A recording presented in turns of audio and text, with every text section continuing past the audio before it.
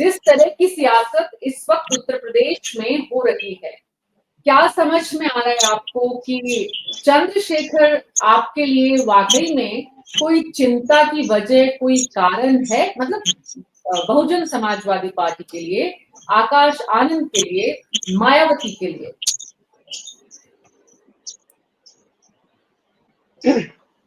जी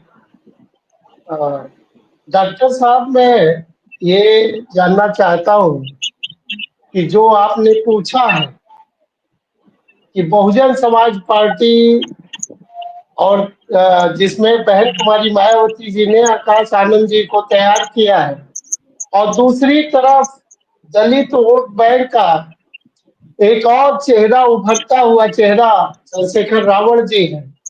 इन दोनों में कौन लोग हैं? देखिए, समस्या आज जो है, चाहे वो बहुजन समाज पार्टी हो या आजाद समाज पार्टी हो या भारतीय जनता पार्टी हो या समाजवादी पार्टी हो या फिर कांग्रेस हो या कोई अन्य दल, कोई भी हो, समस्या ये है कि वोट की जो चाहत है दलितों की, सबको आज की डेट में पूरी राजनीति, भारत देश की पूरी राजनीति दलितों पे आकर के टिक गई।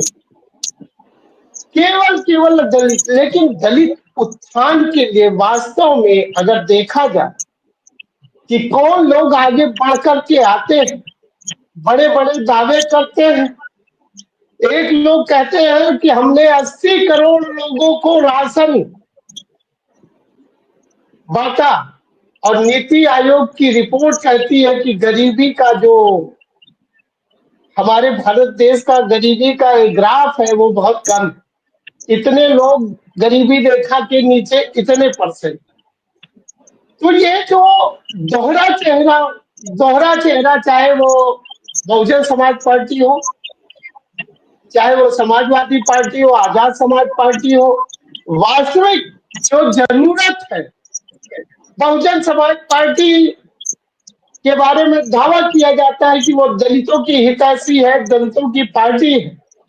मैं मानता हूं मान्यवर काशी राम साहब का संघर्ष, त्याग, तपस्या, समर्पण इस समाज को उठा करके एक स्थान पे बिठाया।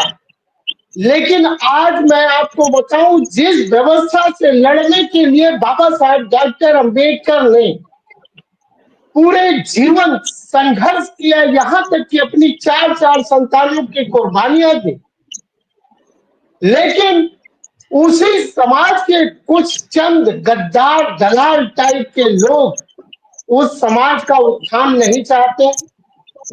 वो हर दल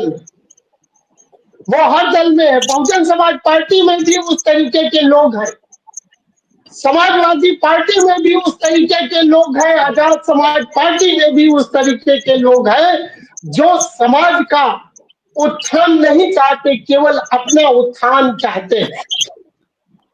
जिस व्यवस्था को तोड़ने के लिए बाबा साहब डॉक्टर अंबेडकर ने इतना संघर्ष किया, और मान्यवर काशी राम साहब जो डीआरडीओ में सहायक वैज्ञानिक के पद पे थे, उनको बाबा साहब डॉक्टर अंबेडकर के बारे में कोई जानकारी नहीं थी। जब दीना भाना का प्रकरण हुआ, दीना भाना के प्रकरण की बात जब खापर्डे जी जो उनके समकक्षी थे, जब उन्होंने एक पुस्तक उनको दी, मान्यवर काशी राम साहब को, जाति का विनाश, वो जाति के विनाश पुस्तक को एक बार नहीं 10 बार पढ़ते गए, हर बार नया कुछ मिला।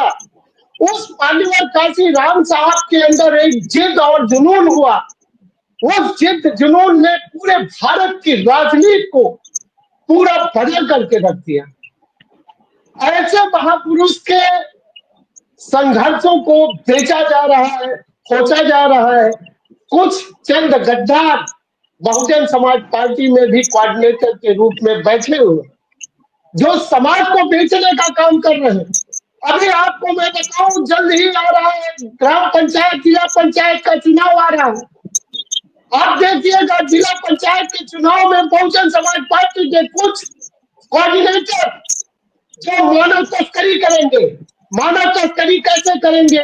बहुजन समाज पार्टी के उन शोषित, वंचित, पीड़ित वर्ग के लोगों के वोटों को बेचेंगे। खरीद फरोख्त करेंगे। आने वाला समय देख लीजिएगा, वो केवल कहेंगे हमारे पास इतना वोट बैंक है। जिस वोट बैंक के लिए मानवर काशीराम साहब ने समाज को समझाने का प्रयास किया, ऐसे समाज के लोगों, अगर आपने अपने वोट को बेचा, इसका मतलब आपने अपनी बहन बेटियों की इज्जत को बेचा। सोचिए, सामूहिक रूप से बहन बेटियों की इज्जत को बेचने की नीलामी लगी, बोले लगे। फिर विधानसभा आएगा, वहां पे भी बोली लगे। क्या हो रहा है ये? कोई भावनात्मक रूप से बाबा साहब का नाम दिखा करके, बाबा साहब की बात करके बाबा साहब को बेचना चाहता। बाबा साहब की प्रतिमा से मैं बार बार आपके डिबेट में ही, मानस जी भी है, आप मानस जी पहले लिया करते, मैं बार बार कहता था कि मूर्ति पे माला, विचारों पे ताला। जिस तरीके की व्यवस्था चल रही है,